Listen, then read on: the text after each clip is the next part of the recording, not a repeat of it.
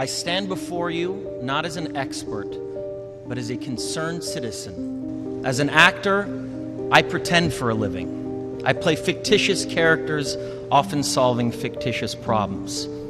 I believe that mankind has looked at climate change in that same way, as if it were a fiction, as if pretending that climate change wasn't real would somehow make it go away.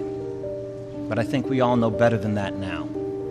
Every week we're seeing new and undeniable climate events, evidence that accelerated climate change is here right now. Droughts are intensifying, our oceans are acidifying, with methane plumes rising up from the ocean floor. We are seeing extreme weather events and the West Antarctic and Greenland ice sheets melting at unprecedented rates, decades ahead of scientific projections. None of this is rhetoric, and none of it is hysteria. It is fact.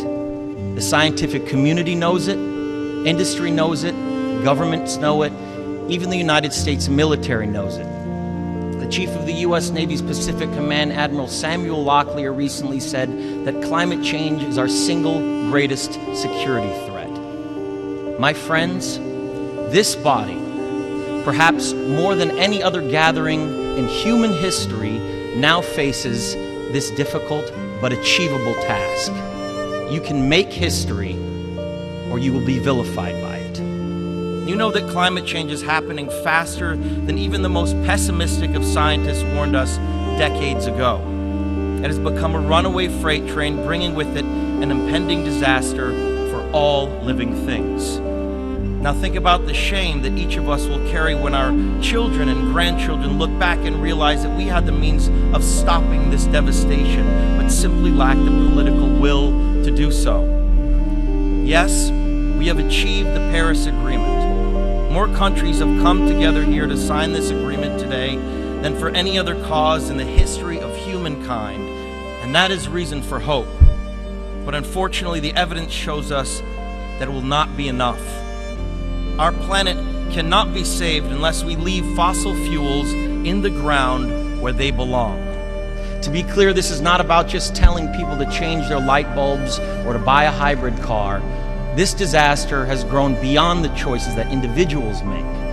This is now about our industries and our governments around the world taking decisive, large-scale action.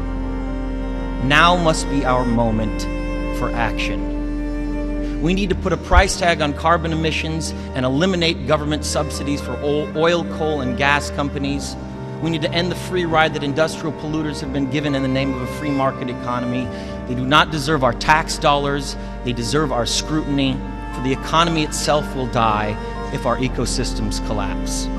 The good news is that renewable energy is not only achievable, but good economic policy. We all know that reversing the course of climate change will not be easy, but the tools are in our hands if we apply them before it is too late.